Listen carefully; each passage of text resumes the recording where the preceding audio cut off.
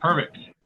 Okay, so want to thank everyone for showing up today. We can go ahead and get started as we always begin our meetings with an affirmation. We would like to thank everyone for their time, effort, and participation in our work for us today. We want to recognize that it is very difficult and important work, and we appreciate and value the perspectives and professionalism that everyone brings here today. Thank you. So starting off, roll call.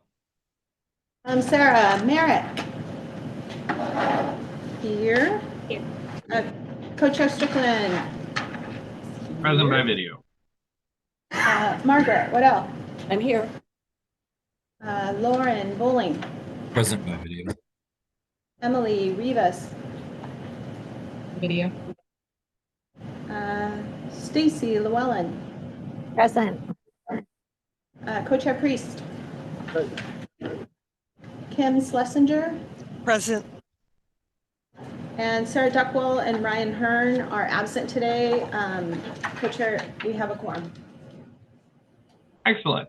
So I know we hold a little spot for public comment. I see that we have, I believe, Dr. Sabo signed up for public comment to start out.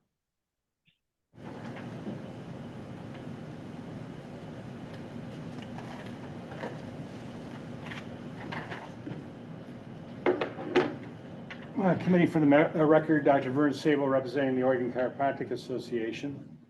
I wanted to briefly review our clinical training of a chiropractic physician. That was going to be my PowerPoint presentation.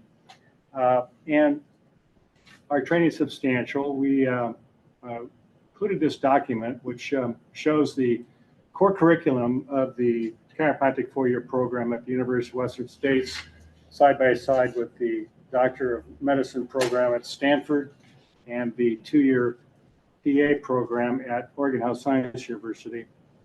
And just to showcase what the students go through and the substantial training. And then we have our board exams, part 1 through 4, which are significant. And then beyond that, we have postdoctorate courses, 3-year course in neurology, 3-year course in orthopedics, forensic science, occupational medicine, sports injury, radiology, which is a 4-year full-time residency program, over 4,000 hours, clinical nutrition, pediatrics, physical medicine and rehab, which is a 3-year program. And so our training is substantial. What we primarily focus on is musculoskeletal related injury and pain, most principally spine related injuries and conditions. And so we are first contact portal of entry physician types. And so and we have been having this discussion, and I had a discussion with Ivo and Elaine at SAFE, and I was pondering this, and it just, it's interesting to me.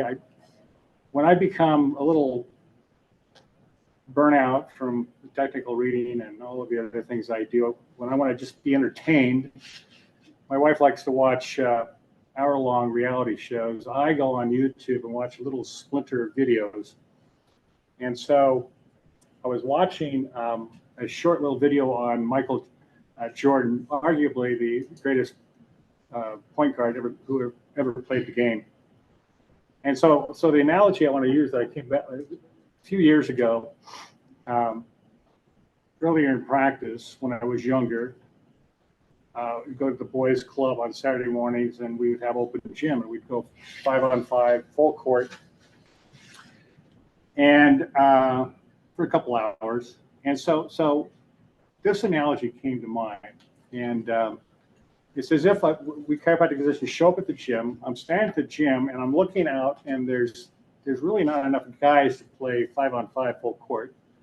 There's just a few. It looks like we're going to have to go 3-on-3 half court. And I'm watching the players, and they're mediocre shooters. They're not real good ball handlers, and they're picking teams, and they're not picking us. We're still standing there, and they got the teams that are ready to play half court. We haven't been picked, and we're the Michael Jordans standing on the court. So my point being is, what are you thinking? Put us in the game, we'll win it for you. We'll provide superior care, timely care, quality care, respectful care that's extremely effective, and while at the same time saving not a little cost, significant costs, while at the same time providing and resulting in high patient satisfaction and for the patients and for injured workers. So that's my second story. I'm sticking to it. Thank you. Thank you, Dr. Sabo. Do we have any other public comment? Give a second for any folks to raise their hand online.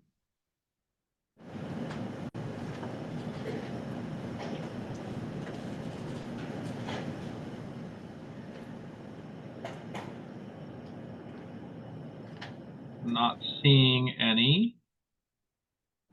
So next up, I see review of minutes, but it looks like we don't have anything there yet. And then on to department updates, starting off with Workers' Compensation Board case law updates. Looks like, do we have Autumn Blake to present on those? Yeah, thank you, Coach Extra and Coach Priest, and members of the committee. The board does not have any updates at this time. Okay. Thank you. And Workers' Compensation Division updates, Terry. I do not have any updates this week, Co-Chair. Thank you.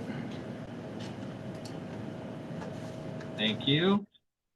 So up next, unfinished business. I see HB 2800 with the -3, Administrator Wes.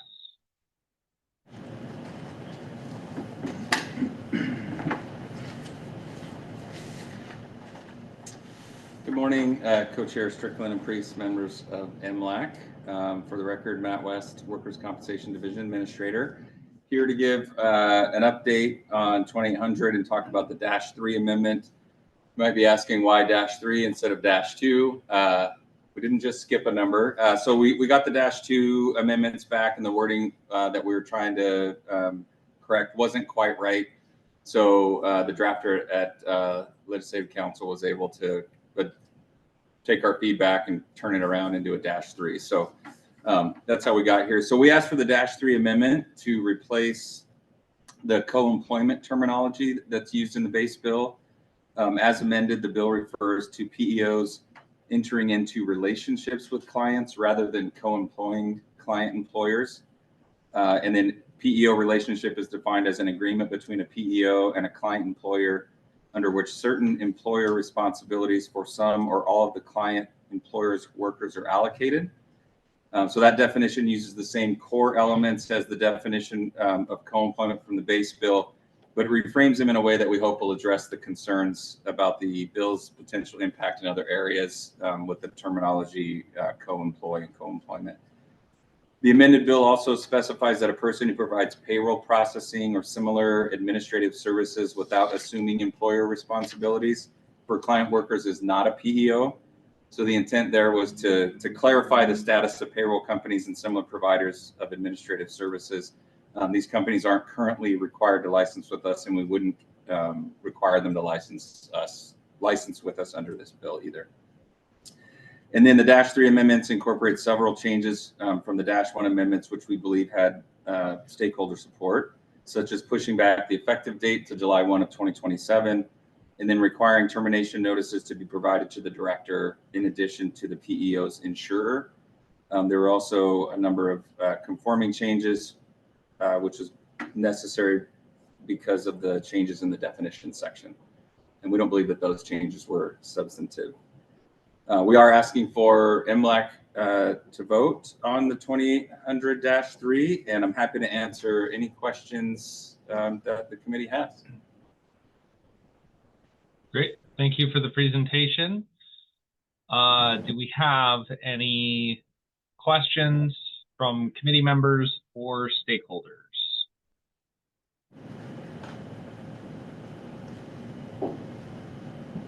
Hey, Scott, I just have one question. There was a stakeholder that brought this forward to begin with that was from that industry. If that person is on the call, I don't know if, just, I'd be curious if they are okay with this change. Co-Chair Priest, she is in the room. Perfect time. Co-chair, for the record, my name is Jenny Dressler, and I am the lobbyist for the National Association of Professional Employer Organizations. And we are here today to support this language, worked to try to navigate that with some other state laws. Thank you. Thank you. Okay. Sorry, I was like marching. Hey. Great. Any other questions?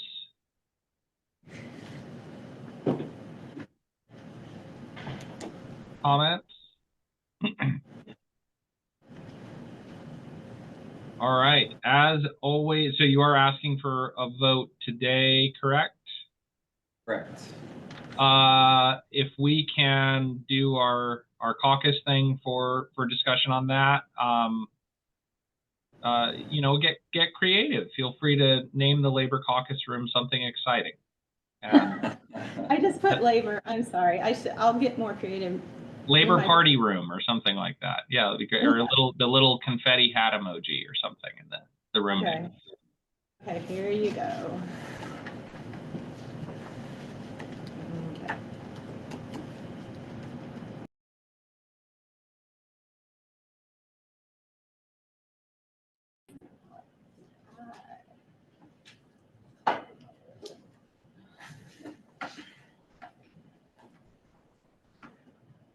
Okay, I just closed the rooms.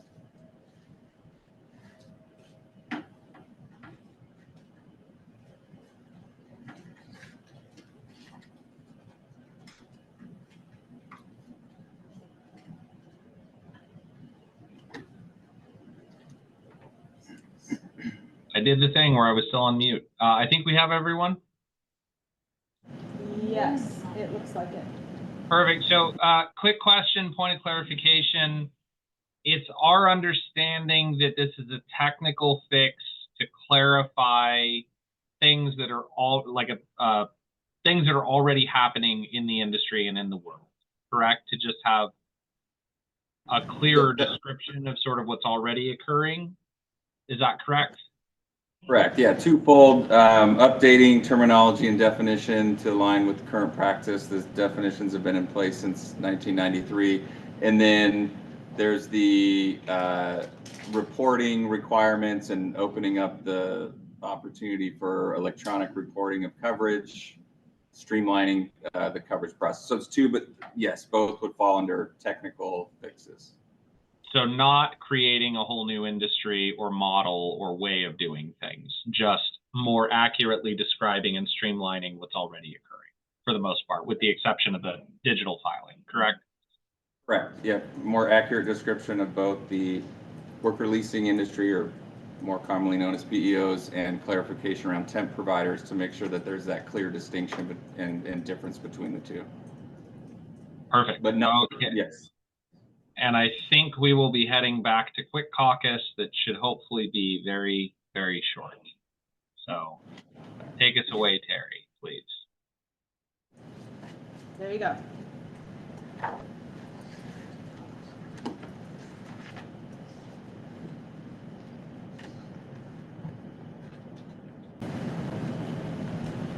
Okay, we are unmuted and the recording has started again. I don't know that is everybody back? We have, I think I still see some folks filtering back in. yes, I see. I don't think everybody's back yet. Oh, here we go. Okay, there's Stacy and there's Kim. Okay. Ta-da. Okay. I move that MLAC recommend the legislature support HB 2800 with the -3 amendment, with the understanding that this is a technical fix with some streamlining to what is already occurring.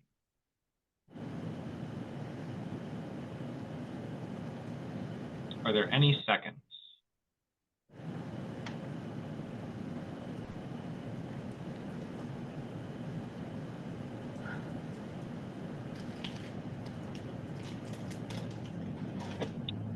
anybody going to second that one? I will second that. Thank you, Kim. Any discussion?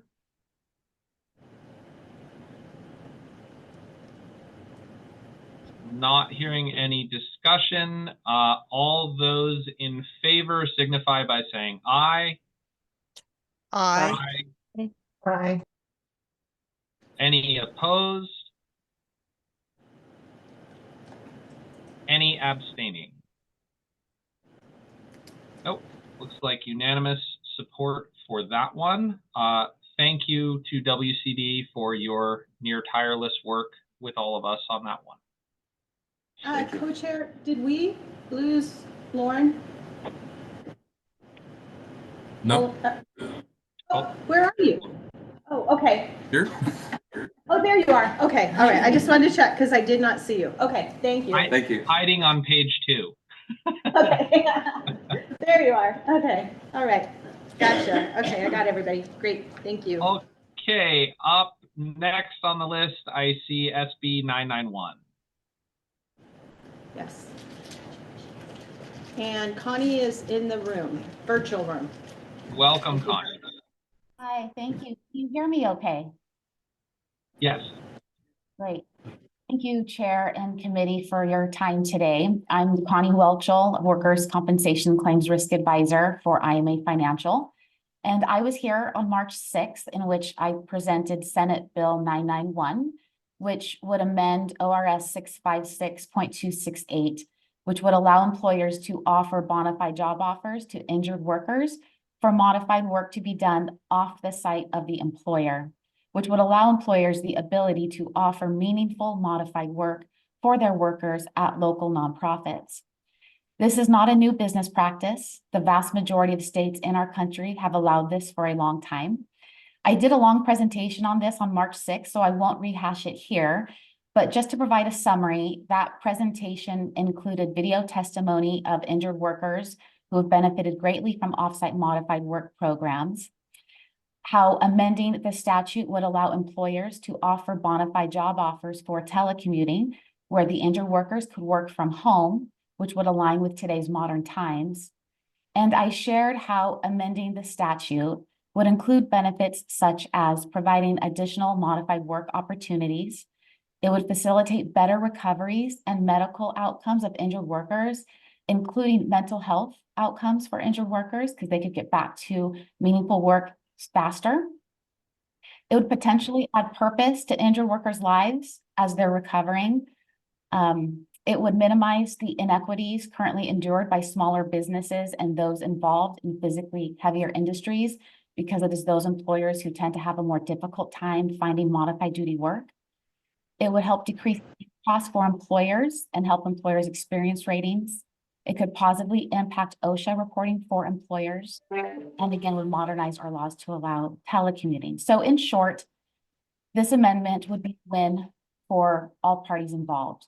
Be faster recovery, better medical and mental outcomes, and purpose for injured workers, cost savings for Oregon employers, free help for local nonprofits as the employers are paying wages to the injured worker to helping out at the nonprofit, and it'd be a positive impact for the community as a whole. Since the March presentation to MLAC, I took into account some of your feedback, and we did an amendment to Senate Bill 991, just to provide some more clarification on this. And so in that amendment, you have a copy of it, but I will read it. We simply added some language, which is, for purposes of this section, modified employment may include work performed not at a work site of the employer at injury if the worker remains an employee of the employer pursuant to a written agreement. The employer provides coverage for the worker while working at the work site. Benefits, including but not limited to sick leave, vacation leave, retirement benefits, and health insurance, accrue as they would if the worker performed the modified work at a work site of the employer, and the worker remains subject to the employer's human resources and attendance policies. We do have a committee hearing on this on April 1st at 8 a.m. And so I'm here today as part of the process. I've never done anything like this before, but I was told I need to present this amendment to you all. So that's what I'm doing. Great, thank you so much for the presentation and information on the amendment. I know two questions that we had from last time this was presented on. One was information on the sources of the information that was being presented. I know I don't believe I ever received a follow-up on that. And then the other was guardrails on ensuring that workers are not compelled to work for nonprofits that would conflict with their religious or spiritual views or other firmly held beliefs. I don't see that either of those things in our materials for today. Is that correct? Yes, that is correct. So when I talked with another employer who's been able to do modified duty offsite for their injured workers, as far as like the religious based, a lot of nonprofits do come from religious roots, but it's not part of their day-to-day operations. Nobody's ministered to or anything like that. I mean, even Providence Health Center, the mission is Catholic, and it's a religious mission, and people go there all the time. So nobody's being, but again, as I mentioned before, if it is truly something where the worker feels strongly against, I do believe that it would probably not be against interest for that worker to do that. Again, it's never come up from the people I've talked with in other parts of the country that have done this. The sources that you talk about with the articles, they were coming from other agencies that offer services for modified duty work around the country. They contract with other employers and insurers around the country to offer modified duty work off-site. They're experts at it. They have business models around it. And it was actually them that also provided the injured worker testimonies that the workers positively identified the modified duty work offsite as very positive experiences for them. And then one of the sources in regard to the story with the Sassy Onion, that was from like a local reporter in Oregon. Yeah. Okay, so it was mostly from the organizations that provide those services, it sounds like. So Yes. I see a question from Margaret. I think one of the questions that we had is this, it was pointed out that we used to have a statute specifically like this. It was changed, what, 20 years ago? What has changed that we want to go back? And did you actually look at the legislative history and read the MLAC? And can you describe for us what complaints and what concerns there were that led to removing that from the statute in the past? When I looked at the history that Matt West had provided me, it was during the big significant reforms. And it was part of a wholesale change of many other changes. When it came to this particular issue, this was a much smaller issue compared to everything else. I didn't see any specific reasons as to why they got rid of this one. It was just, it seemed to be part of a wholesale change along with all the other reforms to seriously protect the injured workers' rights. I guess I'm finding it a little difficult to believe that MLAC and our legislatures would change something without any reason just because it was part of a wholesale change. But if that's your impression, I accept it as your impression. And I'm happy, and others absolutely can comment on this. I know I did send this information to Ms. Watson as well to share with you all the information I got from Matt West also, where you can dig into it too if you like. I see Sarah Merrick's hand. Yeah, I just want some clarification for the article that was from the Sassy Onion. Were those injured workers? No, that was a situation in which their facility burned down and they used that as an opportunity. They didn't have to, but they used it as an opportunity to offer their workers wages to do volunteer work at local nonprofits. I was trying to find examples as close as possible to this in Oregon, and that was one of them that I shared about. But it was a very positive experience. It showed the positive impact for the local nonprofits that really benefited, and it also showed how the employees themselves actually really enjoyed it. Okay, I just wanted that clarification that they weren't injured workers. Thank you. And I see Kim's hand. Thank you, Co-Chair Strickland. I just need a clarification about the place of modified work. Is it just nonprofit organizations, or would it be any source of industry?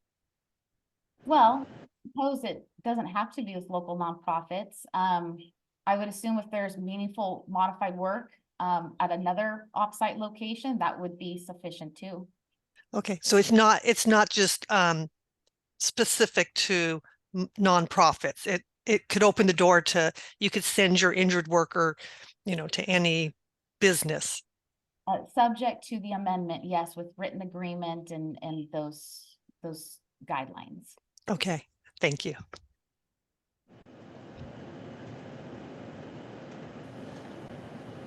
Okay. Thank you very much. Let's do a quick, are you asking for a vote today? Is that my understanding?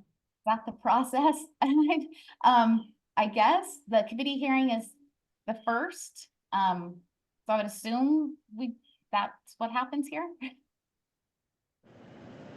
Okay, I see a bunch of stakeholder or a stakeholder with a hand up. Let's do a brief caucus and we'll come right back.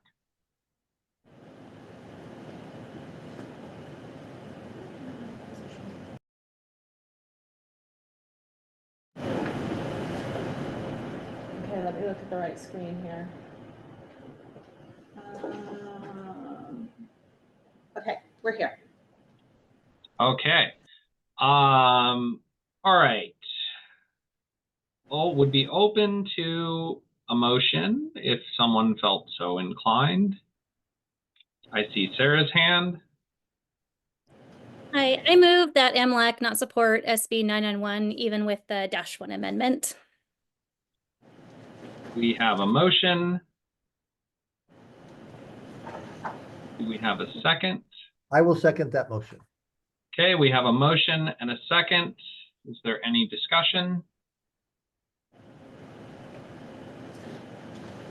Seeing none, all those in favor signify by saying aye. Aye. Aye. Aye. Any opposed? Any abstaining? Okay, thank you very much. I know that we are past time currently, so if I could ask, it's my understanding that both HB 3374 and 2799 are not asking for action today, and that we have stakeholders for both of those bills here to just give a brief update. If we want to start with 3374.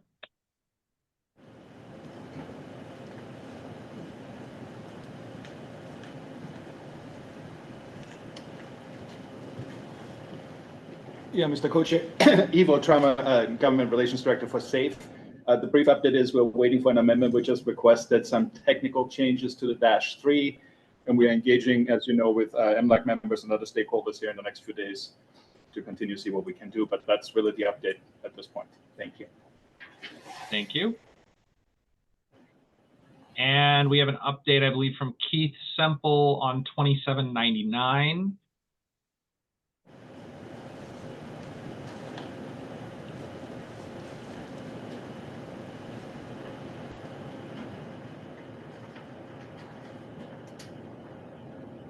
Calling Keith. I don't think so. I'm sorry. I know he Sorry, was. sorry, Oh, there sorry we are. about that. There I we are. was, There we are. for some reason, when I'm on my phone, I always have problems switching myself back on and off. So I apologize for that. I'm out of the office on vacation. Co-chair, members of the committee, we do have amendments to House Bill 2799 that we've been discussing with stakeholders. Unfortunately, they're coming in a little late for full discussion. They will be submitted to legislative counsel for drafting. Essentially, the amendments decouple the discussion of expanding areas where costs can be reimbursed from the what we call the soft cap on how much can be reimbursed absent extraordinary circumstances. We are just pursuing the latter part at this point and seeking ongoing discussion of the list of different disputes. The current language that we have discussed with SAFE and I believe at least reached consensus on with them would raise the soft cap to $3,500 from $1,500. And it would index that to the state average weekly wage like we have some of the other benefits and attorney fees indexed so that they would increase in line with the state average weekly wage increases. And then the dollar amounts would be rounded to the nearest $100 so we don't get into dealing with, you know, really small amounts for the changes. So that is what has been provided and distributed. And we will make sure that that gets drafted into the right form with just that change. And then hopefully we'll be in a position to request a vote at the next meeting. Thank you. Great. Thank you. I see up next we have bill presentation on SB 606. Odalise, I believe, is signed up. And I see we have someone from Senator Campos's office. Hi, good morning. Yes, I will defer. I know Miles has to leave, so I will defer to him to start speaking. Thank you, Elise. Miles Palacios here. I am Chief of Staff for Senator Campos, here to talk a little bit about SB 606. I know that it has come up in this committee before for conversation. This morning I did send along a letter penned by the senator to the staff, DCBS staff. So I'm hoping that that made it around to the committee members. If not, requesting that that can. Oh, seeing a nod. Cool. Quality. Thank you so much. But very much so just at the request of the senator requesting that this body does vote to support this bill. As it moves through the process, it has gone through its public hearing and is coming up for its work session soon here. This would be creating eligibility for workers' comp for employees. The only addition is really 2 lines to current statute that would include folks who are full-time paid employees at the Oregon State Hospital who has direct contact with patients, as well as those full-time paid employees of DHS who work with the SACU, which is the Stabilization and Crisis Units. I'm happy to answer questions as I am able, but also want to create an opportunity for Odalise to jump in and report anything. We are requesting for a vote today as the bill is in process and that work session is coming up quite quickly. So thank you for your attention, and I'm here to answer any questions. Thank you, Miles. I think for the interest of time, I know we're already running over, so I will just quickly, I think the only highlight again that we would like to share is that the 2 workplaces that would be affected are public employers, so they are employed by the state and not any other private entity or anything like that. Really, the folks that are affected are state workers.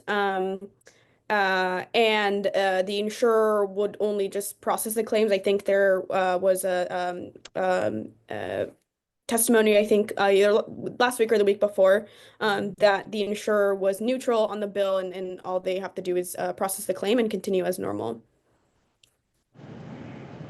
Thank you. I see a hand up from Lauren. Yeah, I had a quick question, not for Odalise per se, but I just was curious if the Ombudsman's office had a position on this or any comments at this point. Thank you. Oh, I see Barbara. Hey, good morning. Actually, yes, our office fully supports this bill. Thank you. Thank you. And as they are asking for a vote today. I don't know if there's any questions before we go to a brief caucus, understanding that I believe some folks have a very imminent hard stop.